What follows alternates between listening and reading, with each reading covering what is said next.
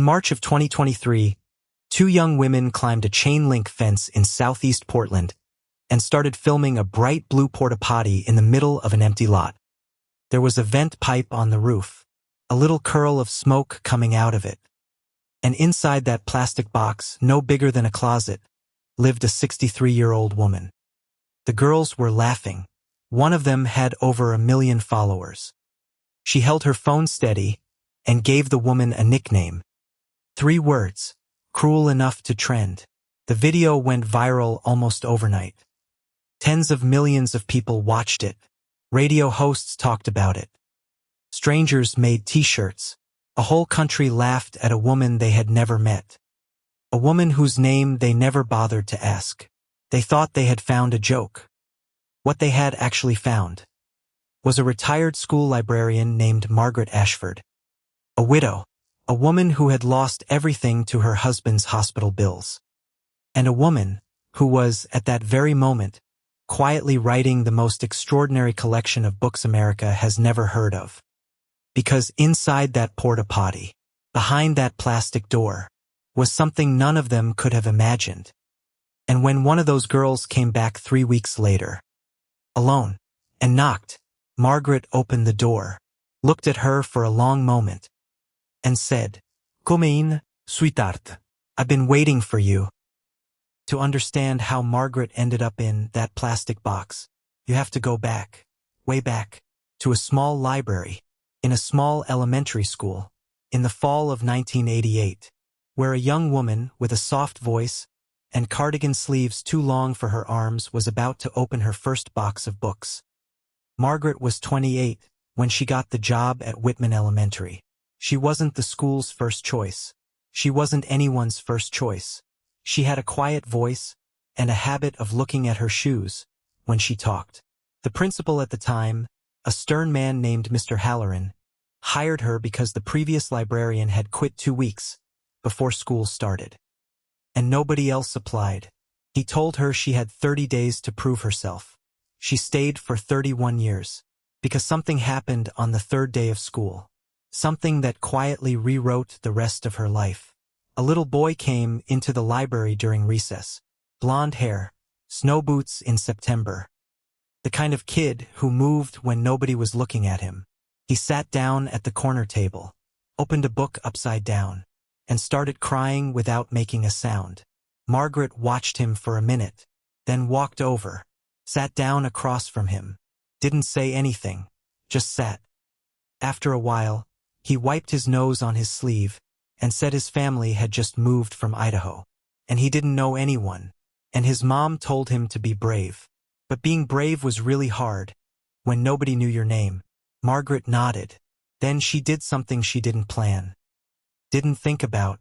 She reached into her drawer, pulled out a small notebook, and she asked him to tell her his story. His name was Ethan Barnes. He liked horses. He had a dog named Biscuit. His dad worked at a Ford dealership. His mom made pancakes on Saturdays. Margaret wrote it all down. And when she finished, she turned the notebook around so he could see it. And she said 7 words she would end up saying to thousands of children over the next 3 decades. "Now you're in the library forever." Ethan Barnes stared at the notebook, and then his whole face changed.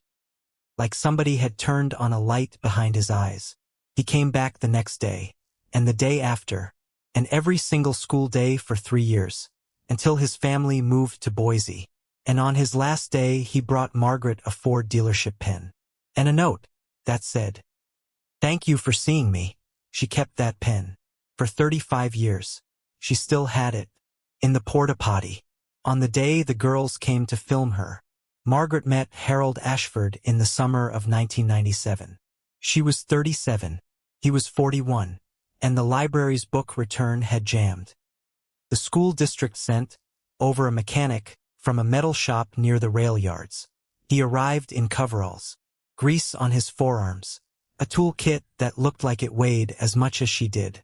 She showed him the broken return, apologized for it, apologized for the mess, apologized twice more for reasons she couldn't remember later. Harold looked at her, then at the machine, then back at her, and he said one thing, You apologize a lot for a woman who didn't break anything. Margaret laughed for the first time that week. He took the whole return apart on the front steps of the school, laid the pieces out on a canvas cloth, cleaned every gear by hand, and when he was done, he stood up, wiped his hands, looked at her, and said the return had actually been fixed 20 minutes earlier. He'd just been stalling. She asked why. He said, "Because I wanted to know if you'd have coffee with me." And I couldn't figure out how to ask, while the machine was still broken. They were married in the spring of 1998. She was 38. She wore her mother's dress, which had to be let out at the waist, because Harold made her nervous, which made her eat. She would tell that story at every anniversary. For 22 years, until she couldn't anymore. They wanted children. They tried. For a long time, there were doctors, and tests, and a soft-voiced woman in a beige office, who used words like unlikely, and unexplained, and I'm so sorry. Margaret came home from that appointment, sat down at the kitchen table, and didn't move for 2 hours. Harold made her tea, put it in front of her, sat across from her, and waited. Finally she looked up, and she said, "I'm broken." Harold reached across the table, took her hand, held it, really held it, and he said, "You are the least broken thing in this house. And I've fixed everything in this house." She laughed, and then she cried, and then she did both at once. The way you can only do when someone has loved you for a long time. They stopped trying after that, officially. But every year, on the day they got the news, Harold would leave a small paper airplane on her pillow, with a note that said, "Still my whole world." Every year, for 22 years, Margaret kept every one of them, in a shoebox, under the bed. The shoebox was one of the things she lost. Later, along with everything else, Whitman Elementary got a new principal in 2003, a woman named Diane Cortez, who noticed something within her first month on the job, that the shyest, saddest, loneliest kids in the school all ended up in the library. Not because they were sent there, because they went there, on their own. Diane started paying attention, and she noticed Margaret had a system. She would spot a kid. Not just any lonely kid, the specific kind, the overlooked kind, the one whose seat was empty at birthday parties, the one who ate lunch in the bathroom stall, the one whose parents forgot picture day. And Margaret would find a reason to talk to them, ask for help shelving books, ask them to recommend her something for the weekend. Little things, small hooks, until eventually, she'd sit them down, pull out a notebook, and ask them to tell her their story.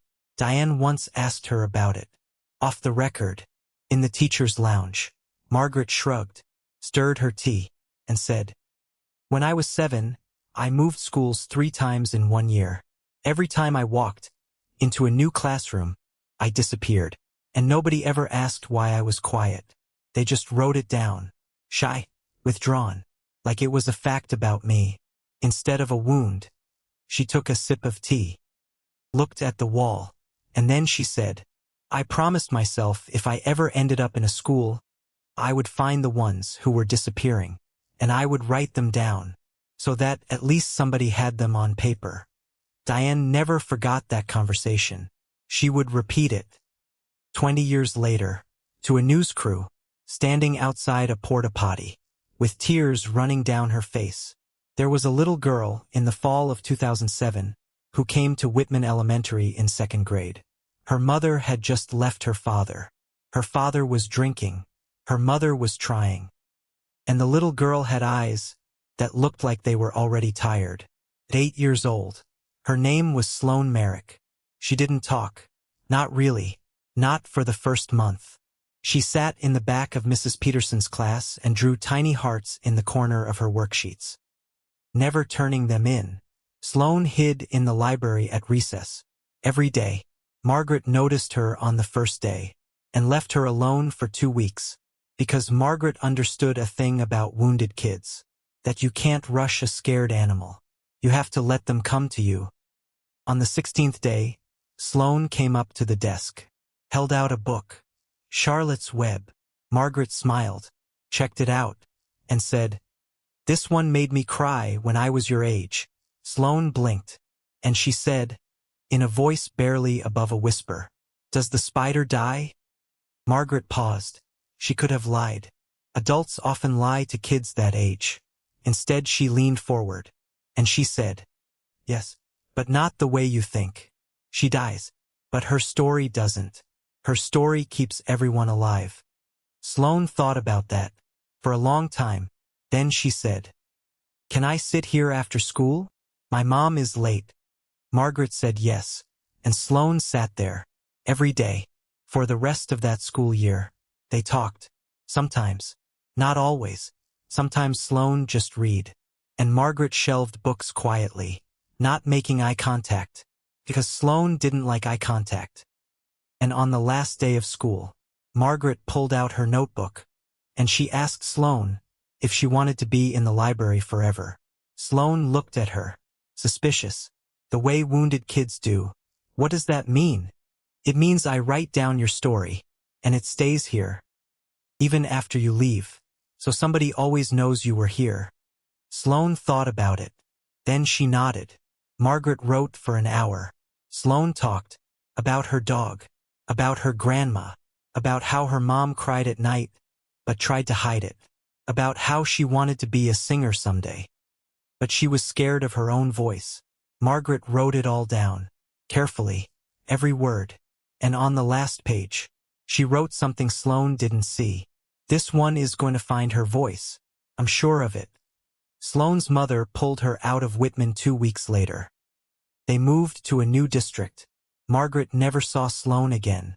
But that notebook, that pink cover, that little girl's story, Margaret kept it in the library archives, where it would sit for 16 years, waiting.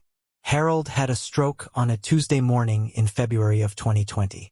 He was at the metal shop, fitting a piece of pipe, and he just sat down, slowly, like he'd been told to. His coworker later said it looked like Harold was listening to someone nobody else could hear. He never fully regained consciousness. 3 weeks in the hospital, machines, beeping, a young doctor who kept saying, "We're doing everything we can," while looking at the floor. Margaret sat by his bed, every day, all day, reading to him from the books he'd loved. Louis L'Amour, Steinbeck, the one about the pearl. She read to him the way she'd read to children for 31 years. And on a Sunday morning, just before dawn, Harold's hand moved, once, just once, squeezed hers, and then let go. He was gone. Margaret sat there for another hour, holding his hand, reading the last page of the book, out loud, in a voice that was already turning into something else, something quieter, something the world was about to stop hearing. The bills came first. Then the second bills. The ones the insurance didn't cover. Then the letters. From the collection agencies. From the hospital. From the ambulance service. From a specialist Margaret didn't remember ever seeing. She sold Harold's tools first. His whole workshop. Everything. Wrenches. Lathe. The old truck he was rebuilding in the garage. A machinist she'd never met came and gave her $3,000 for the whole shop, and walked away, and she stood in the empty garage, where Harold used to hum while he worked, and she felt like her ribs had been removed. Then she sold the car, then the good dishes, then her mother's dining room set. The house went last. She missed 3 mortgage payments while she was caring for Harold at the end. The bank was patient for exactly 1 month after his death. Then they weren't. The eviction notice arrived on a Tuesday. Margaret was 60 years old, widowed, childless, and now homeless. She packed 2 duffel bags. That was all she could carry. One had clothes, the other had photo albums, and the shoebox of paper airplanes. She walked out of her house of 22 years, locked the door behind her, slid the key under the mat for the bank, and walked to the bus stop. She didn't cry. She would cry later. For the moment, she just needed to figure out where to sleep. The church basement shelter took her in for 6 weeks. Then a woman with 3 children needed the cot, and Margaret gave it up, without being asked. Because that was who she was. She slept under the Morrison Bridge for the first time on a Wednesday in October of 2020. It was cold. Not brutal yet, but cold enough that she couldn't feel her feet in the morning. The other people under the bridge were kind, mostly. There was an old man named Cyrus, who shared his blanket with her the first night. There was a woman named Dell, who taught her how to layer newspaper inside her clothes for warmth. Margaret learned things. She learned that homeless people are the most generous people alive, because they know exactly what having nothing feels like. And they refuse to let you feel it alone. She learned that hunger and cold were bearable. What was not bearable was the way people's eyes slid past her, like she was weather, or graffiti, or a garbage can they had walked past 1,000 times and never actually seen. Margaret Ashford, who had spent 31 years asking children their names, was now a woman without one. The night everything changed was the night somebody stole her duffel bag. The one with the photo albums. She'd set it down for 4 minutes. For minutes. To use the restroom at a gas station. When she came out, it was gone. She searched every dumpster within 10 blocks. For 2 days. She found nothing. She came back to her spot under the bridge on the second night. Sat down against the concrete pillar. And she tried to picture Harold's face. And she couldn't. Not clearly. Not the way she used to. She could remember the shape of his hands. She could remember his shoes. She could remember the way he smelled after the shop. But his face was going soft. At the edges. Like a photograph left in the sun. And his laugh, she realized, was already gone. She sat there, in the freezing dark, and she made a small, terrible sound. That was the closest thing to grief her body had let her make in 6 months.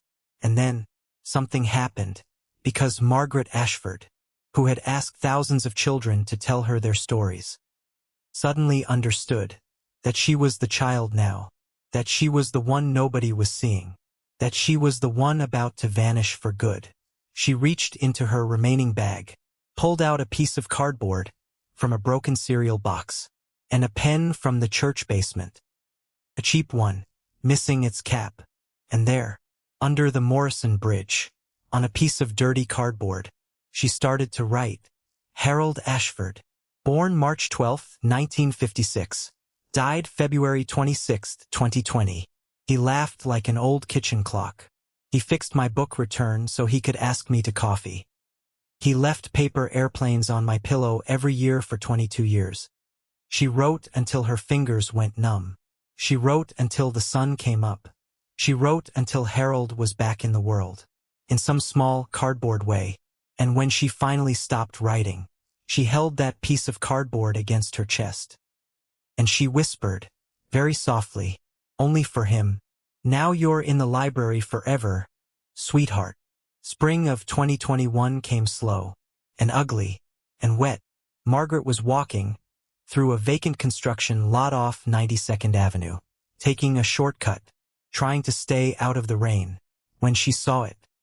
A Porta-Potty, faded blue, tipped slightly against a chain-link fence, abandoned when the building project ran out of money. She stopped walking. She stood there in the rain, looking at it, and a strange, quiet thought came into her head. 4 feet by 4 feet. That square footage. She would tell people later that she didn't know why she thought that. Only that 31 years of school library work had given her a very specific eye. She could look at a corner and imagine shelves in it. She walked over, opened the door, winced. Everything inside had been stripped out years earlier. The plastic walls were stained. The floor was cracked. But the roof didn't leak. She stood inside that empty plastic box, in the rain, and for the first time in 6 months, she felt something. Not hope. Not exactly. Something older than hope. Something practical. Like the feeling Harold used to get when he opened a broken machine and realized he could fix it. She walked out, closed the door, and looked around the lot. There was a small dented sign on the fence, Barlow Holdings, with a phone number. Margaret walked 10 blocks to a payphone, fed it a quarter, and called the number. The woman who answered was elderly. Her voice was thin, cautious, like someone who had learned to be careful with phone calls. Margaret asked, very politely, if she could speak to whoever owned the vacant lot off 92nd. The woman on the other end paused. Then she said, "That's me. My husband owned it. He passed. It's mine now." "Why?" Margaret took a breath, and she told the truth. She said her name was Margaret Ashford, that she was recently widowed, that she had lost her home, that she had been sleeping under a bridge, and that she had found an abandoned porta-potty on this woman's lot. And she wanted to know if, maybe, she could stay there, just until she figured something out. She said she would keep it clean. She said she would cause no trouble. She said she was sorry to even ask. There was a very long silence on the other end of the line. And then, very slowly, the woman said, "What was your husband's name?" Margaret was confused. "Harold. Harold Ashford. He was a machinist." Another silence. Then the woman said, quieter this time, "What's your address, Mrs. Ashford? I'll come to you. Where are you right now?" Margaret gave her the corner. Confused, a little scared, the woman said, "Stay there. I'm coming. My name is Delia Monroe, and I need to see your face." She hung up. Delia Monroe arrived 40 minutes later, in a beige Buick from 2004. That was clean but old. She was 71 years old. Silver hair pulled back tight. A raincoat too big for her shoulders. And eyes that were sharp, and tired, and very, very careful. She parked, got out, walked over to where Margaret was standing, and she looked at Margaret for a long time. Then she said, "You were at the funeral." Margaret blinked. "What funeral?" Delia's mouth trembled. "Just once. My husband's. 19 years ago. My husband was a machinist too. His name was Robert Monroe. He worked at the same shop as your Harold." Margaret's breath caught. Delia kept going. Quieter now. "Harold came to Robert's funeral. In the pouring rain. He brought a paper airplane. He said Robert had taught him how to fold one when they were apprentices together. He put it in the casket. I never forgot that." Delia looked down. "And you were with him. You wore a green scarf. You held his arm the whole time. I remember thinking, that woman knows how to love a machinist." Margaret was crying now. She didn't remember it. She'd been to so many funerals with Harold. He'd known everyone in that shop. But somehow this woman had remembered her. For 19 years, Delia reached out, took Margaret's hand. Her own hands were thin and freckled and cold. And she said, "Get in the car, honey. You're not sleeping under a bridge tonight." Margaret shook her head, wiped her eyes. "I can't. I have nowhere. I just wanted the porta-potty. Just for a little while. I don't want to be a burden. Please." Delia looked at her for a long moment, and then Delia said something Margaret would remember for the rest of her life. She said, "Do you know what happens to a woman when she turns 70 in this country? She becomes furniture. She stops matching. The grocery store clerks look through her. Her whole life becomes a room nobody enters." Delia's voice caught. "I don't want you sleeping under a bridge, Margaret Ashford. But if the porta-potty is what you want, then take it. It's yours. No rent. No paperwork. For as long as you need it." Margaret couldn't speak. Delia turned to leave, then stopped, turned back. And she added, almost casually, like it wasn't the most important thing anyone had said to her in 6 years. "But maybe, once in a while, you'd let me bring you a hot dinner, just so I don't have to eat alone on Sundays." Margaret nodded, fast, before she could cry harder. Delia gave her a small, tight smile, got back in her Buick, and drove away. Margaret stood in the rain, holding the address of a woman who had recognized her from 19 years ago. And she understood something that would take her a while to put into words, that the world she'd lost was still holding on to her. In small, impossible ways. She spent the next 2 weeks scavenging. There was a demolition site on Powell Boulevard, where they were tearing down an old craftsman house. The kind with real cedar siding. Not the fake stuff, the real stuff, aged and warm, and smelling like a mountain when you cut it. Margaret asked the foreman if she could take the scrap. He looked at her, this small gray-haired woman, in a soaked cardigan, holding a shopping cart. He said yes, without asking why. She hauled cedar planks 11 blocks, 2 at a time, because that was all her cart could hold. She lined the plastic walls of the porta-potty with moving blankets, salvaged from a mattress store dumpster, then paneled over them with the cedar, board by board, fitted so tight you couldn't see the seams. She cut a vent pipe through the roof with a hand saw a construction worker had given her. She built a small folding bench that folded down into a bed at night and back up into a seat during the day. She built a drop-down desk on a piano hinge she'd found in a thrift store for $2. She built shelves along 3 walls, floor to ceiling. Dozens of small cedar shelves, each one sized very specifically, because Margaret had a plan. She just wasn't ready to tell anyone what it was. Delia came every Sunday. Rain or shine, she brought casseroles, and pot roast, and once a whole pumpkin pie, that she and Margaret ate straight from the tin. With 2 forks, sitting on the folding bench inside the porta-potty. They talked. Delia told Margaret about her 2 sons, both grown, both on the East Coast, both with wives and children and lives, who called on Sundays like clockwork, and loved her very much, in the way grown children love mothers, from a distance. Which is to say, very much, but not enough, and not the way a mother needs. Delia had been a nurse for 40 years. She'd retired at 68, and spent 3 years learning what silence sounded like in an empty house. She'd started drinking, just wine, just at dinner, then more. 6 years ago, on the anniversary of Robert's death, she'd sat down in her kitchen, with a bottle of pills, and a glass of Merlot, and thought very seriously about not being here anymore. She hadn't done it, but she'd come close enough to feel it. Margaret listened, without interrupting, the way she used to listen to 3rd graders, and when Delia was done, Margaret took her hand, and she said, "You think you're rescuing me, but you're not. I'm rescuing you. You just haven't noticed yet." Delia let out a small breathless laugh, that turned into tears, that turned back into laughter. Because sometimes, between 2 widows, that's the only sound a truth like that can make.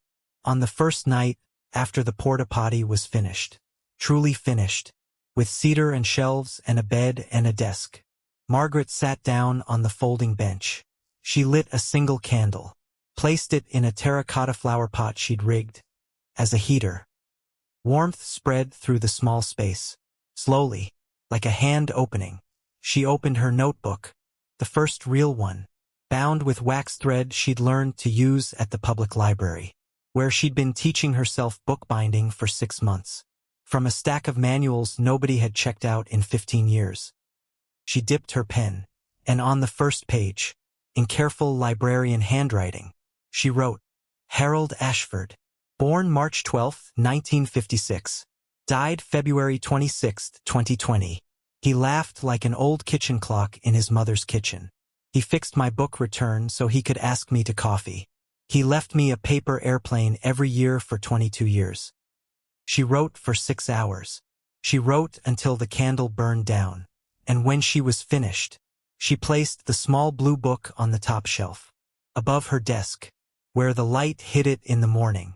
Outside, across the fence, in the beige Buick, Delia Monroe sat quietly with the engine off, watching the light glow through the porta-potty vent, watching smoke curl up into the Portland sky, and for the first time in 6 years, she smiled.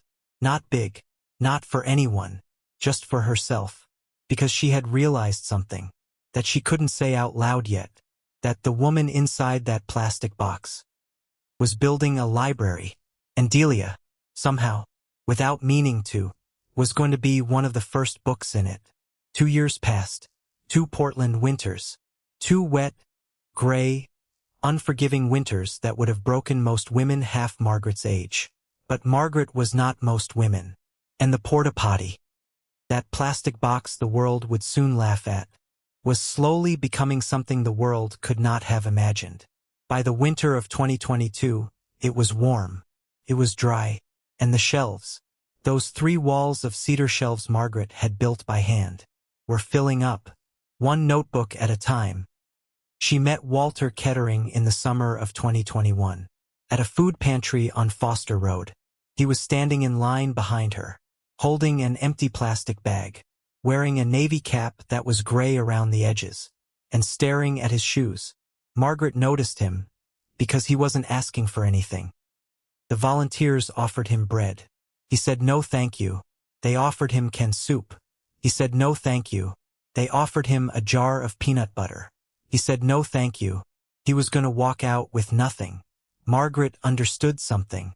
Immediately, something she had learned in 31 years of watching children pretend not to be hungry.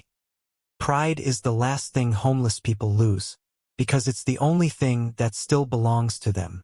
So Margaret, who had come for a loaf of bread, turned around, handed her loaf of bread to Walter Kettering, and said, "You'd be doing me a favor. I can't carry any more." Walter looked at her. His eyes were tired, not just from that day, from decades. He took the bread, and in a voice that hadn't been used much lately, he said, "Mom, thank you." Margaret nodded, started to walk away, then stopped, turned back, and she said, "I was a librarian for 31 years. I have a small place nearby. I make tea. If you ever want to sit somewhere warm, and just not talk to anyone, you could sit with me, and not talk, together." Walter blinked. Nobody, in 8 years on the streets, had ever invited him to be silent. He said, "I might," and 2 weeks later, he did. Walter had been a machinist's mate in the Navy, from 1982 to 1987. Peacetime service. No combat. Just engines. Deep in the belly of a destroyer. 12-hour shifts. Metal ringing. He'd hurt his back in a training accident at the San Diego Naval Base. A hydraulic press. A wrong angle. 3 surgeries. An honorable discharge. Then the painkillers. Then the drinking. Then the divorce. His daughter was 6 when he left. He'd meant to come back. Meant to get sober. Meant to explain. But every year it got harder. And then it got impossible. He hadn't seen his daughter Corinne in 15 years. He didn't know she was still looking for him. He assumed she'd stopped looking a long time ago. And who could blame her? Walter came to the porta-potty on a Wednesday afternoon in July. He stood outside, awkward, enormous, in an old navy jacket 2 sizes too big. Margaret opened the door, smiled, said, "Come in, careful of your head." He ducked inside, and he stopped. He looked at the cedar walls, the shelves, the little desk, the candle, the 24 small handmade notebooks, each one with a name on its spine, and his mouth opened. And nothing came out. Margaret pointed to the folding bench. He sat down, slowly, like he was afraid of breaking something. She poured tea into 2 tin cups, handed him one, sat down across from him, and she said, "When you're ready, and only when you're ready, I'd like to write your story down." So somebody has it. Walter stared at his tea for a long time, then, quietly, like a man surrendering something he didn't know he'd been carrying, he said, "Nobody's ever wanted my story before, ma'am." Margaret leaned forward, and she said, "Walter Kettering, nobody's ever wanted anybody's story." "Not really. That's the whole problem." He looked up, and she smiled, and Walter Kettering, who hadn't cried in 8 years, cried into a tin cup of tea. In a Porta-Potty. In a vacant lot in Portland, Oregon. She wrote his story over 3 visits. 41 pages. She used the good wax thread. The kind she'd been saving. She cut the cover from a piece of his old navy jacket, which he'd offered, because he said, "I'd rather it be on a shelf than on my back." She stitched the binding by candlelight. Her fingers moved slowly, then faster, then fast, because Margaret, somewhere in that second year, had become good at this, really good. She had taught herself in the basement of the Midland Branch Public Library, which had been her only warm, safe place. In the terrible first months after Harold died, the librarians there had noticed her, recognized the quiet woman, who came in every day, sat in the back, read binding manuals for 6 hours at a time. They started leaving little things for her. A stack of scrap fabric, a spool of thread, a bookbinding kit from the estate of a librarian who had died the year before. Margaret never asked for any of it. It just appeared, because librarians recognize their own, even when everyone else has stopped looking. When Walter's book was finished, Margaret did the thing she always did. She read it back to him, cover to cover, out loud, in her soft library voice. Walter sat on the folding bench, hands folded, head down, listening to his own life come back to him. Page by page, she read about his mother in Baltimore, who used to sing him to sleep with Patsy Cline songs. She read about his first car, a 76 Chevy Nova. She read about his wife Deanna, who had made him laugh so hard once he'd sprained his ribs. She read about the day his daughter Corinne was born, how he'd stood in the hospital hallway and realized he had no idea how to be a father, but he was going to try. She read about the accident. She read about the pills. She read about the day he left. She read all 41 pages, and when she finished, she closed the book, held it up, and said, "Walter Kettering, is this your story?" Walter was quiet for a long time. Then he said, "Mom, that's the truest version of me I've ever heard out loud." She handed him the book, and Walter Kettering held that book, bound in the fabric of his own navy jacket, and he asked her a question. "Mom, does this mean I'm real again?" Margaret leaned forward, and she said, "Walter, you never stopped being real. Paper is just catching up." He held the book for another hour, not crying, not talking, just holding it, like a child, or a wound, or both. Word spread on the street, quietly, the way important things spread among people who've been forgotten. There was a woman, in a Porta-Potty, who wrote you down, and once you were written down, you were somebody again. Within 6 months, Margaret had made dozens of notebooks. Within a year, well over 100, there was Cyrus, the old man who'd shared his blanket with her under the bridge. She wrote his story. He'd been a jazz trumpet player in Portland in the 60s. He'd played backup for Etta James. Once, for one night, there was Delaware, the woman who'd taught her about newspaper insulation. Del had been a nurse in a state hospital. She'd fallen in love with a patient. She lost her license. She lost her way. There was Marcus Bell, a young man, 28, who had aged out of foster care at 18 and been on the streets ever since. Margaret wrote his story, and on the last page, she wrote something quiet. "This one is still a child. Someone forgot to raise him. He is trying to raise himself."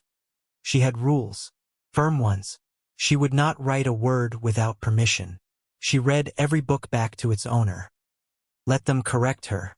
Let them add. Let them take away. Because it was their story. She was only the librarian.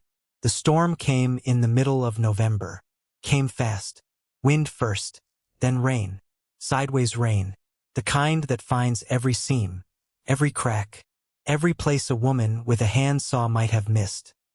Margaret was inside when the door ripped off its hinges. The wind took it, just took it, like a hand had reached down and grabbed it. Water poured in, sheets of it, cold and gray and merciless. The candle went out. The heater went out. Margaret grabbed the notebooks off the shelves. Wildly, with both arms, trying to press them against her chest, trying to shield them with her body. But there were too many, and the water was rising in the small space. 2 inches, 3 inches, splashing up onto the shelves, onto the desks. onto the pages. She was screaming. She didn't realize it, but she was screaming. A soundless scream, the kind widows know. She grabbed one notebook, the pink one, the small one, from the archive of Whitman Elementary, the one she'd carried through everything. She stuffed it inside her cardigan, against her stomach, and she wrapped both arms around her middle. And she sat down, in 2 inches of freezing water, and she wept. She didn't remember falling asleep, but she must have, because when she woke up, there was gray dawn light, and someone was calling her name. Margaret, Margaret Ashford. Wake up, please. She opened her eyes. Walter Kettering was crouched in the doorway, his enormous frame filling the space. He was soaked. His navy cap was crushed in one hand. He had a tarp, and rope, and a hammer. Behind him, standing in the mud, in the gray November light, were Marcus Bell, and Cyrus with his trumpet case, and Dell with 3 folded blankets, and a man named Dennis who'd only had one visit with Margaret so far, and a woman named Rosa, whose story Margaret hadn't started yet. 6 people. 6 people from her library, standing in the rain, to rescue the library that had rescued them. Margaret couldn't move. Walter reached in, very gently, took her elbow, and he said, "Mom, we're gonna fix this, all right? You just sit. Let us fix this." Margaret opened her mouth, and what came out was the most Margaret Ashford sentence in the world. She said, oh no, are your feet cold? Come inside where it's dry." Walter laughed, through wet eyes, and he said, "Mom, nothing is dry. Nothing anywhere is dry." But she laughed too, because it was true, and Marcus Bell handed her a thermos of hot coffee that he had walked 3 miles to get, from a gas station that opened at 4 in the morning. And she drank it, slowly, sitting in 2 inches of water, while 6 homeless people rebuilt her door. Delia arrived at 8 a.m. She'd heard about the storm on the radio. She had blankets in the Buick, and bread, and a thermos of soup, and a stack of dry newspapers. She parked, got out, walked to the fence, and she stopped, because she saw, through the gap in the chain link, 6 people, homeless people, working like a crew of professionals. Under Walter's quiet direction, the door was going back on. 2 of them were mopping, another was rigging a tarp. Cyrus was up on the roof, somehow, nailing something, playing a small tune on his trumpet between hammer strikes, because that's what Cyrus did. Margaret was inside, wrapped in a blanket, directing them, softly, the way she used to direct 3rd graders during a fire drill. Delia climbed over the fence, which at 71 was not easy. She walked over, handed the soup to Margaret, sat down beside her on a folding chair someone had pulled out of the mud, and Delia said, "Honey, this isn't a porta-potty anymore." Margaret looked at her. Delia looked at the people, working around her. 6 people, who had come in a storm, uninvited, because they needed to, and Delia said, "This is a family. This is what a family looks like." Margaret, who had spent 40 years mourning the family she couldn't have, set the soup down, and she cried, for the first time. Not from grief, from something bigger, from having been given, in her 60th year of life, the exact thing she had stopped believing was possible. The city inspector came on a Tuesday morning in early 2023, which was almost worse than the storm. He was a small man in a blue jacket, holding a clipboard, looking at the porta-potty like it was a mystery he needed to solve. Margaret froze inside, watched him through the small vent hole she'd cut in the door, because she knew, somehow, she knew, that if they took the porta-potty, she wouldn't survive it. Not now, not after the books. And Delia, somehow, Delia showed up. 2 minutes later. Beige Buick, silver hair, raincoat too big. She had a thermos of coffee, and she was already talking before she got out of the car. "Good morning, sir. My name is Delia Monroe. I own this lot. Would you like some coffee?" This terrible weather. The inspector blinked. He said, "Mum, there have been reports of someone living in this structure." Delia smiled, very sweetly, the way a woman, with 40 years of nursing experience smiles at a man she is about to gently defeat. "Oh no, sir. Not living. Storing. There's a tool shed. I use it for my late husband's tools. Nobody lives there. Would you like to see inside? I can open it for you, though I warn you, it smells like old wrenches." She held out a set of keys. The inspector looked at the keys, then at Delia, then at the sky, then he sighed, and he said, "Mum, if someone's living here, that's a health code violation. That's a fire risk. That's a lot of paperwork." Delia stepped closer, very close, and she lowered her voice, and she said, "Sir, I'm 71 years old. I lost my husband 19 years ago. This is the only piece of him I have left, and I don't want to talk about it in the rain. So please, take the coffee, and come back another day, when I'm feeling stronger." She let her hand shake, just a little. The inspector looked at her. He was 50-something, divorced. His mother had died the previous year. He took the coffee. He said, "I'll come back next week, ma'am." He never came back. Delia stood there, in the rain, holding the thermos lid. Margaret opened the porta-potty door, just a crack. And she whispered, "Delia Monroe." That was terrifying. Delia turned, smiled, and she said, "Honey, I was a nurse for 40 years. You think that was hard? I've talked doctors out of surgeries." They both laughed. Delia climbed back into the Buick, waved, drove away, and Margaret understood, standing in the doorway of her cedar-lined porta-potty, that the woman who had saved her had needed saving too, and they had done it, for each other, without ever using the word. By March of 2023, the library held over 200 notebooks, 200 stories, 200 lives, 200 people who had been forgotten, and then remembered, and then written down. Margaret was tired, happy, but tired. Her fingers ached, her back ached, her eyes needed better glasses she couldn't afford. But she was, in the smallest way possible, alive. Meanwhile, across town, in a completely different world, a 24-year-old woman named Sloane Merrick was staring at her phone and panicking. Sloane had over 1 million followers. She had cheekbones sculpted by an eating disorder she called "My Clean Girl Era." She had a light ring. She had brand deals. She had an apartment on the west side of Portland, with a rooftop view, and a fiddle leaf fig she was slowly killing. She had everything, which is why, when her engagement started to drop, in February of 2023, she had a complete breakdown. Her manager kept saying, "You need a viral moment, something raw, something real, something that isn't makeup." Sloane sat on her white couch, with her white dog, in her white apartment, and she stared at her metrics. She was slipping. 2,000 of her followers had unfollowed. In 1 week, her best friend Presley Vance came over on a Tuesday, brought oat lattes, sat on the white couch, scrolled her phone, and said, casually, without looking up, "Bro, there's this bum lady in Lents. She lives in a porta-potty. My cousin filmed her once. She's crazy, talks to herself.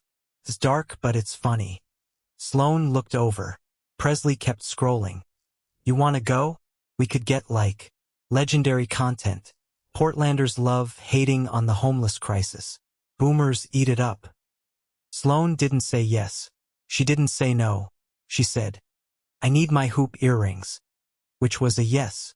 They drove to Lents in Presley's white Tesla, blasting a song about being unbothered. They parked half a block from the lot, because they didn't want to be seen. They climbed the fence, which Sloane was surprisingly good at, because she used to climb fences with her father. When she was little, before he left, she hadn't thought about her father in years. She would think about him again, very soon, but she didn't know that yet. They crouched behind a dumpster. Set up the shot. Presley held the phone. Sloane did the voiceover.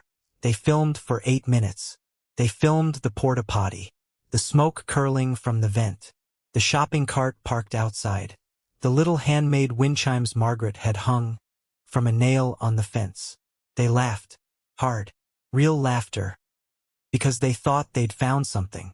Sloane looked at the camera, made her signature, "I can't believe I'm seeing this face," and she said the 3 words that would define the rest of her life. Porta-Potty princess. Presley cackled. They climbed back over the fence, ran to the Tesla, drove away. Inside the porta-potty, Margaret was writing. She had heard them. She hadn't looked up. She just kept writing, because she'd learned, in 2 years on that lot, that the people who came to laugh always came at first, and most of them never came back. The video went up that night at 9:47 p.m. By morning, it was everywhere. The internet did what the internet does. Radio shows in Seattle picked it up. A morning show host in Chicago made jokes about Portland's housing crisis reaching new lows. Someone printed the screenshot on a t-shirt. Porta-Potty princess trended for a day and a half. Sloane's follower count jumped by hundreds of thousands overnight. Her manager called her at 6 in the morning, screaming with joy. She lay in her white bed, in her white sheets, and she felt something she wasn't expecting. She felt sick. She didn't know why. She turned off her phone, rolled over, told herself she was tired. She told herself it was just a video. It was just content. The woman was probably fine. She told herself 10 different things. None of them were true. Margaret watched the video on a volunteer's phone at the food pantry 3 days later. The volunteer, a middle-aged woman named Georgia, was mortified. She showed Margaret because someone had recognized her in the comments and mentioned her name. Margaret watched the whole 8-minute clip. Georgia held her breath. When it ended, Margaret handed the phone back, and she said, very calmly, "They got my bad side." Georgia laughed, then realized Margaret wasn't joking, and started to say something, but Margaret held up a hand, and she said, "Sweetheart, I was invisible for 2 years. Being laughed at means somebody finally looked. That's not nothing." Georgia stared at her, and then Georgia said something she'd remember for the rest of her life. She said, "Mrs. Ashford, if you were my teacher, I would have been a different kind of person." Margaret smiled, and she said, "Georgia, honey, it's not too late." But that night, alone, in the porta-potty, with the wind soft against the cedar walls, Margaret sat at her small desk. She had her pen in her hand. She had a blank notebook open. She was going to start a new story that night, but she couldn't move. She kept seeing herself in the video, her back bent, her cart, her scarf, her small, careful walk, the walk of a woman who has learned to make herself smaller. So people don't see her. She kept seeing her hands on the door of the porta-potty, trying to close it against the wind. She kept hearing the laughter, not the cruelty, the laughter itself, because she had spent 31 years listening to children laugh. And she knew every kind of laughter there was. And she knew, in her bones, the kind of laugh those girls had done. It was the laugh of children who had never been told their stories mattered. The laugh of children who had never sat down with a librarian who wrote them into a small green notebook. The laugh of children who had grown up into women who did not know they were also being unseen. Margaret set her pen down. She closed the notebook, and for the first time in 2 years, since Harold died, she did not write. She sat in the dark, in the porta-potty, and her shoulders shook. Softly, not for herself, for those 2 girls, who did not know that laughing at a woman with no home was the fastest way to become one. There was a knock at the door, very soft. Margaret froze. Then, Delia's voice, muffled through the cedar. "Honey, it's me. Can I come in?" Margaret couldn't speak. Delia opened the door, slowly, ducked in. She was in her raincoat. She had a paper bag. She saw Margaret's face. She didn't ask. She just sat down beside her, on the small bench, and put her arms around her. And Delia said, "I saw the video." Margaret nodded. Delia said, "I don't want to talk about them. I want to know how you're doing." Margaret said, very quietly, "I'm all right, Delia. I'm just tired." Delia held her tighter, and she said, "You don't have to be all right, honey. You're allowed to be angry." And Margaret said, even quieter, "I'm not angry. I'm sad. I'm sad for those girls, because I recognized one of them." Delia pulled back, confused. "What?" Margaret nodded, slowly, toward the top shelf, where a small pink notebook sat, the one she'd carried through everything, the one she had wrapped inside her cardigan during the storm, the one that said on the spine in careful handwriting, "Sloane Merrick, 2007. Delia stared at the pink notebook. For a long time, she looked at Margaret. Margaret nodded. Delia said, "Are you sure?" Margaret said, "I never forget a child's face, even 16 years later." Delia sat down. Slowly, she said, "Honey, what are you going to do?" Margaret thought about it for a long time. Then she said, "Nothing. She's not ready." Delia said, "How do you know?" Margaret smiled, just a little, and she said, "Because I know that little girl. I sat with her for a whole school year. I know how she reads to herself when she's scared. I know how she chews her bottom lip when she's ashamed. I know how long it takes her to come back to something that hurts." Margaret looked at the top shelf, at the small pink notebook, waiting there for 16 years. And she said, "She'll come back, Delia. She'll come back. I just have to be here when she does." Across town, in her white apartment, at 3 a.m. Sloane Merrick was reading the comments. Her manager had told her not to. She had read them anyway. Most were laughing, praising her, telling her she was iconic.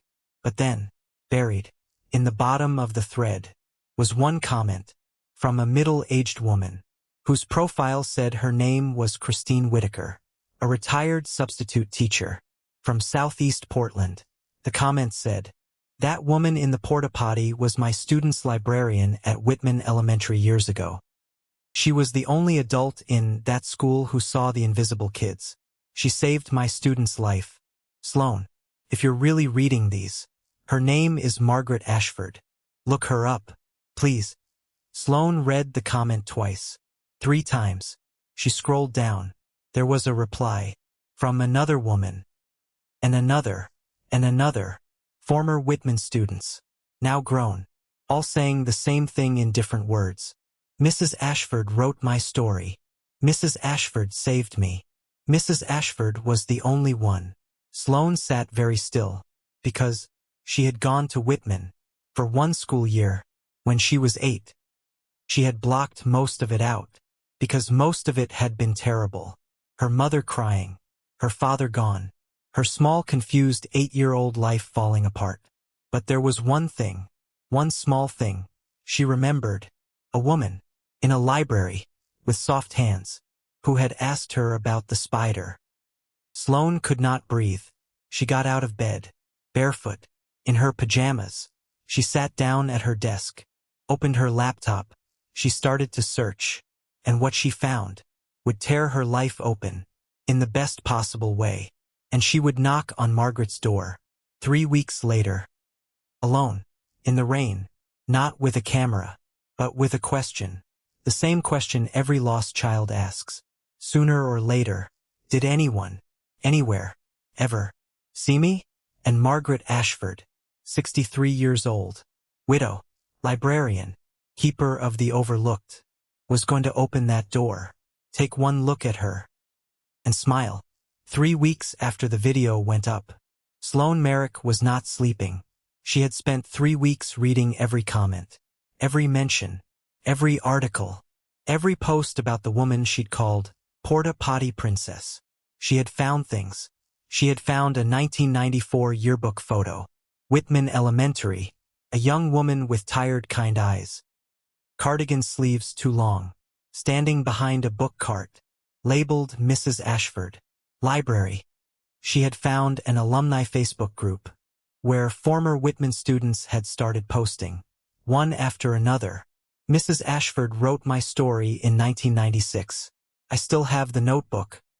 Mrs. Ashford is the reason I became a teacher. Mrs. Ashford noticed me when nobody did. I was going to run away.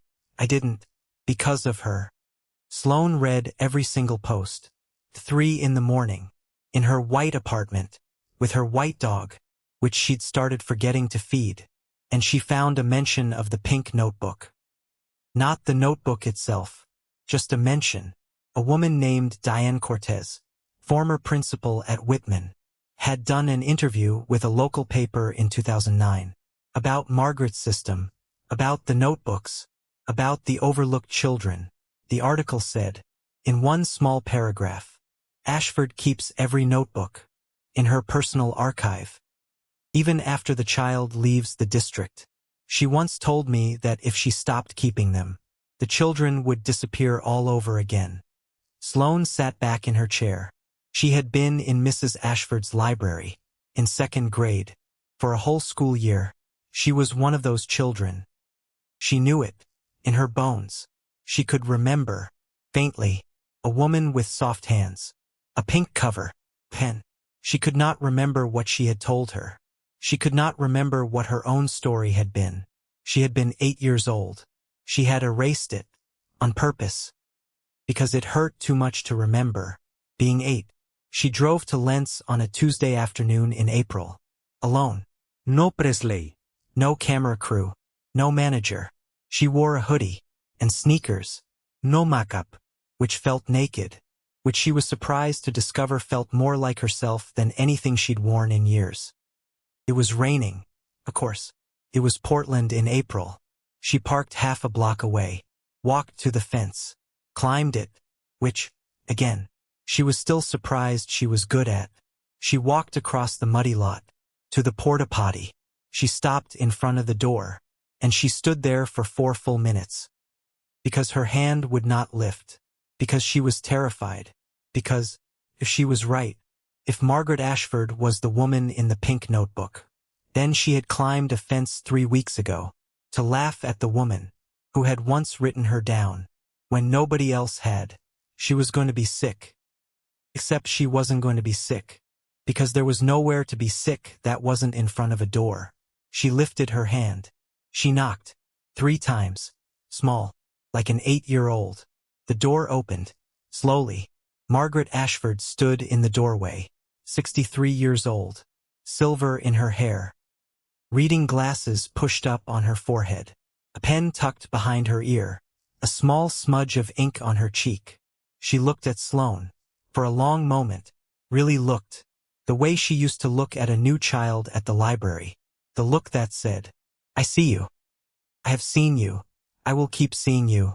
And Sloane, who had over 1 million followers, who had brand deals lined up, who had spent 3 weeks reading about this woman, broke down, on the spot, just broke. Her face crumpled, her knees gave. She sat down, right there, in the mud, and she said, through tears, I'm sorry. I'm so sorry. I'm so sorry. I'm so sorry. Margaret did not say a word. She did not offer forgiveness. She did not offer anger.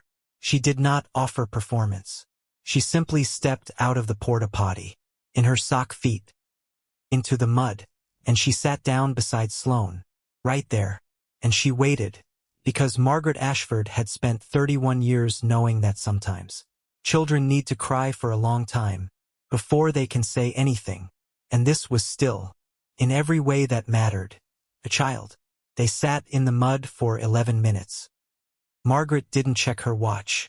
She didn't need to. Eventually, Sloane wiped her face with her hoodie sleeve, which was now filthy, and she said, in a very small voice, You don't know me. I'm just some awful girl who filmed you, and now I'm here, and I don't know why I'm here. Margaret smiled. She said, Sloane Merrick, 8 years old, 2nd grade. You loved Charlotte's Web. You asked me if the spider dies. You wanted to be a singer someday, but you were scared of your own voice. Sloane stopped breathing. Just stopped. Margaret said, "Would you like to come inside? It's warmer." Sloane could not speak. Margaret stood up. Slowly, old knees, held out her hand. Sloane took it. She let Margaret pull her up. She let Margaret lead her to the door of a porta-potty. She ducked, went inside, and her whole understanding of the world changed. In a single breath. Because inside that plastic box was cedar, warm, golden, glowing cedar, on every wall, on the ceiling, around the tiny desk, around the folding bench, a solar lantern, accanto lì na terra cotta pot, wax thread on spools, a bone folder, fountain pen, a little brass magnifying glass, and 3 walls, floor to ceiling, covered in handmade books, over 200 of them, each one bound by hand, in fabric, in cardboard, in pieces of clothing from people who had lived and died on the streets of Portland, each one labeled, in careful librarian handwriting, with a name and a year. Sloane's mouth opened. She could not close it. She turned, slowly, in a full circle, in the middle of the small warm room, and she said, in the smallest voice, "What is this?" Margaret pulled a green notebook off the shelf, held it up. She said, "This is Walter Kettering, Navy veteran, homeless 8 years. His daughter is still looking for him." She pulled another, brown fabric cover. "This is Cyrus Willis, jazz trumpet player. Backed up Etta James one night in 1966. He passed last winter. His story is here now." She pulled another, small, yellow. "This is Marcus Bell, aged out of foster care. Nobody ever asked him his story before. Now somebody has." Sloane was shaking. She whispered, Why did you do this?" Margaret looked at her, really looked, and Margaret said, quietly, "Sloane, the world thinks the hardest thing about being homeless is going without food. Or a warm bed. It isn't. The hardest thing is being unseen. Nobody in this library will ever be unseen. Not while I'm alive. Not while somebody is willing to hold their book." Sloane closed her eyes. She started to cry again, but different this time, not from shame. From something bigger, she said. I was in your library, when I was little, wasn't I?" Margaret said, "Yes." Sloane said, Do you have my story?" Margaret looked at the top shelf, where a small pink notebook sat, alone, in the light.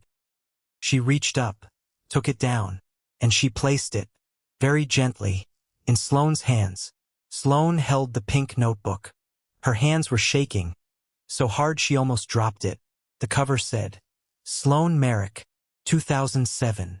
Sloane touched the letters. Margaret said, very softly, "Would you like to sit down? Would you like me to read it to you?" Sloane could not answer. She sat on the folding bench. Margaret sat beside her, and Margaret opened the small pink notebook to the first page, and she began to read, in her soft library voice, the voice that had read to thousands of children over 31 years. Sloane Merrick, born in Portland, 8 years old this fall. She has brown eyes and a chipped front tooth from falling off a swing when she was 6. Sloane closed her eyes. Margaret kept reading. She read for 41 minutes. She read Sloane's story back to her. She read about her dog Cinnamon, which had died the year before, which Sloane had forgotten crying about. Until now, she read about her mother, about how her mother cried at night, about how her mother tried to hide it, about how Sloane had crawled into her bed some nights, and her mother had pretended to be asleep, so Sloane wouldn't feel bad. She read about Sloane's father, who had left when Sloane was 6, who she remembered as smelling like motor oil, and who used to sing her that song about the yellow bird, and who she was still waiting for. In her small 8-year-old heart, in secret, even after 2 years, Sloane covered her face with both hands. Margaret kept reading. She read Sloane's fears, her wants, her whole small careful 8-year-old life. And then she reached the last page. She paused, and she said, "There's one more thing that I wrote at the end that I didn't tell you at the time. Would you like to hear it?" Sloane nodded, without lowering her hands. Margaret read, very softly, "This one is going to find her voice. She is scared of it now, but she will find it. I am sure of it. And when she does, I hope somebody teaches her how to use it with kindness." Margaret closed the notebook, set it in Sloane's lap, and she said, "I wrote that in 2007. I have kept this notebook through every single thing that has happened to me in the last 16 years. Losing Harold, losing my house, losing everything. This was the notebook I saved. In the storm, this is the only one I put inside my cardigan when the water came in, because I always believed someday you would come back." Sloane looked up. Her face was destroyed. Her makeup was long gone. Her mascara was down her chin. Her hair was wet. She said, in a broken voice, Why me? Why did you save mine?" Margaret smiled. She said, "Because Sloane, every single child I wrote down mattered. But not every child was going to be told they mattered. In the world we live in, some children learn they matter early, and some children spend their whole lives waiting to hear it. I could tell, even at 8, that you were the second kind." Sloane cried harder. Margaret took her hand, and she said, "Sweetheart, you laughed at me in a video. That's all right. That was 3 weeks of your life. I've been holding you in mine for 16 years. Sloane sobbed. She said, "I don't deserve this. I don't deserve this." Margaret said, "Nobody deserves love. That's not how love works. Love isn't something you earn. Love is something you're written into. And then you carry it. And then you write somebody else into it. That's the whole trick." Sloane could not stop crying. Margaret held her for a long time, while the rain came down soft on the cedar roof. Sloane stayed for 4 hours. She asked to see other books. Margaret let her. She held Walter Kettering's. She held Cyrus's. She held Marcus Bell's. She read pages, small pages, in perfect handwriting, about lives that had almost been erased. She was quiet for a long time. Then she asked Margaret, Can I film this? Not the way I did before. The right way. Can I show people what you've done?" Margaret thought about it. She looked around the small cedar room, at the 200 people, sitting on her shelves, in fabric and cardboard and thread, and she said, "Only if you promise that every single person in these books is treated with dignity, that you never film for laughs, that you never film without permission, that you understand, Sloane, that every single one of these people was a child once, and somebody forgot to write them down." Sloane nodded, hard. Margaret said, "Then yes." Sloane pulled out her phone. She started filming. She didn't say much. She didn't need to. The cedar walls, the 200 handmade books, Margaret's small, wise, tired face, told the story on their own. And Sloane, at the end, turned the camera on herself. Her face was raw. Her hoodie was filthy. She looked like a person, not a brand. She said, 3 weeks ago, I posted a video from this exact place that went viral for all the wrong reasons. I called this woman something cruel, and I laughed at her. And I want to say, right now, on the record, that the woman in that Porta-Potty saved my life when I was 8 years old. And I forgot, and I want the world to know her name. Her name is Margaret Ashford. And this, behind me, is the Library of the Overlooked. She posted it that night at 11 p.m. By the end of the week, it had been seen by more people than the original. The world responded. Fast. Local news came, then national news, then international news. Sloane herself curated the interviews, made sure every reporter asked Margaret about the books, about Walter, about Cyrus, about the people the world had stopped looking at. Not about the porta-potty. Not about the joke. Not about her. She had learned, Sloane, in one afternoon, everything about being a decent human being that she had not been taught in 24 years of viral fame. Donations came in from all over the country: bookbinders, librarians, widows, homeless advocates, retired teachers, nurses, waitresses, truck drivers, grandmothers. A bookbinder in Michigan sent Margaret a crate of proper linen thread. A widowed teacher in Alabama sent $100 and a note that said, "You do what I always wished I had the courage to do." Delia Monroe stood in the driveway of her small ranch house, watching cars pull up, watching reporters try to interview her, and she did what she had always done. She made coffee for them, and she deflected every question toward Margaret, because Delia Monroe, who had been alone for 6 years, understood something the rest of them did not, that the point of this was not her. The point of this had never been her. The point of this was that a librarian had refused, for 31 years, to let a single child disappear, and now the librarian was refusing to let a single homeless person disappear either. That was the story. Everything else was noise. A few weeks after Sloane's video, the medical examiner's office in Multnomah County contacted Margaret, an investigator, a woman in her 40s, named Elena Bright. She had watched Sloane's video several times. She had a stack of unclaimed cases on her desk. Homeless people who had died in the last few years, without identification, without next of kin, without anybody who had come looking. She asked Margaret if maybe, possibly, her notebooks contained information the state didn't have. Names of family members, hometowns, details, photographs. Margaret said yes. She let Elena Bright come to the porta-potty. She opened her shelves. She showed her the books. And in the following months, more than a dozen of the people in Margaret's library, people who had died on the streets of Portland, were reunited with their families. More than a dozen daughters, sisters, sons, mothers, ex-wives, old friends, got a phone call. "We think we've located your father. We're sorry. He passed away. But we have his story. A woman wrote it down. Would you like to read it?" More than a dozen shattered families, given back a small handmade book, instead of nothing. One of them was Corinne Kettering, Walter's daughter. Walter himself had passed away that spring. He had been sober for 6 months. Living in a men's transitional shelter Margaret had helped him find. His heart had given out in his sleep.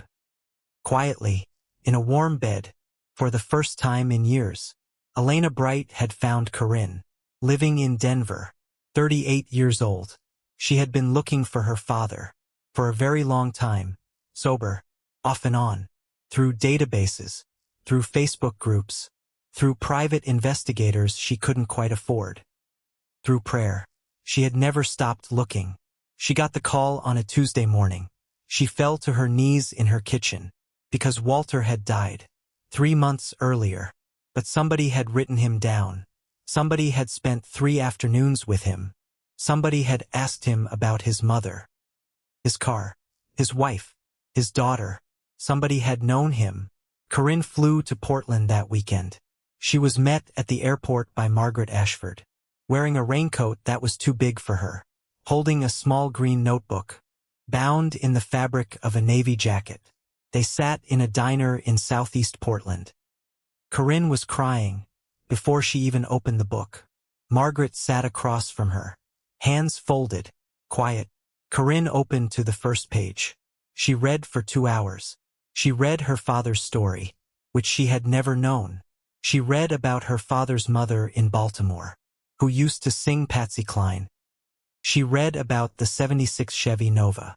She read about Deanna, her mother, who Walter had made laugh so hard she'd sprained her ribs. She read about the day Corinne herself had been born. And she read the sentence Walter had asked Margaret to include. "When I left, I told myself I would come back. I told myself I would get sober, and I would show up at her graduation. Then it was her wedding. Then it was her first child. I would tell myself, next year, and every year, it got harder, and every year I hated myself more, and every year I told myself she was better off without me. Which was a lie I told to protect myself. Not her. She was never better off without me. I know that. I want her to know that I never stopped loving her. Not for one day. I was just too much of a coward to show it. I hope, if she ever finds this, she can forgive an old man for wasting so much time. Corinne looked up. She was destroyed.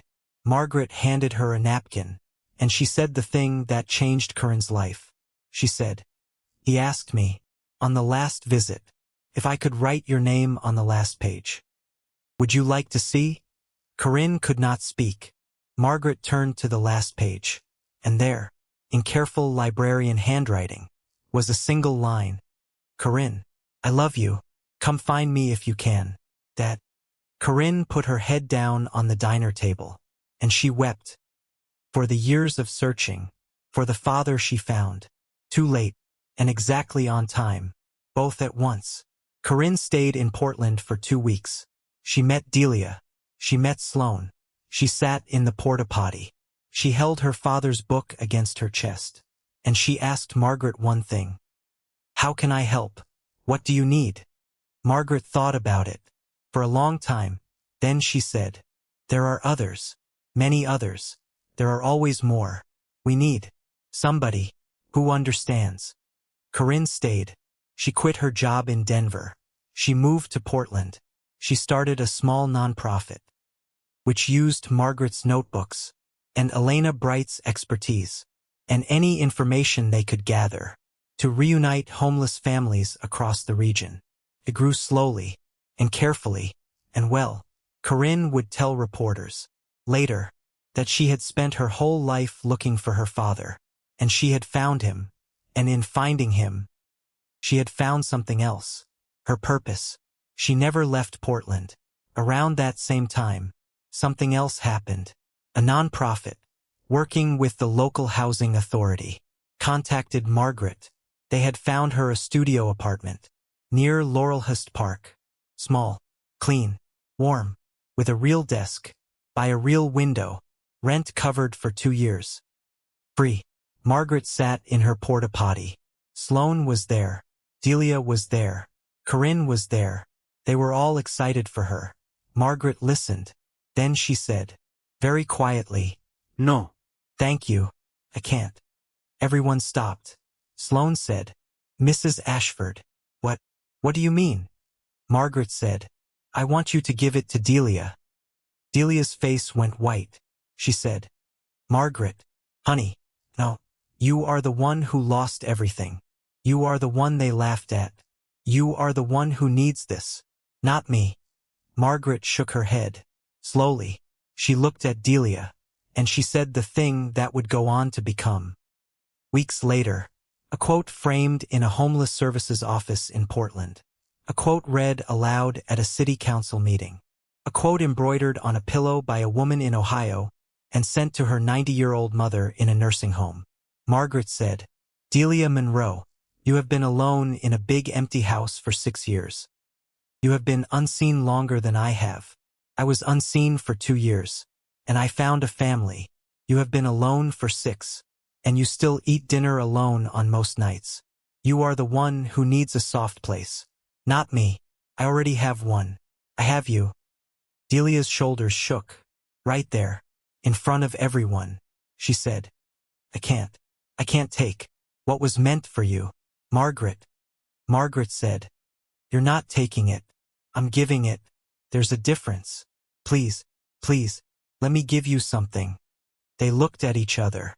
2 widows, 63 and 71, who had found each other across a chain-link fence, on a muddy lot, in a hopeless winter. Delia nodded. Small. She whispered, "Okay."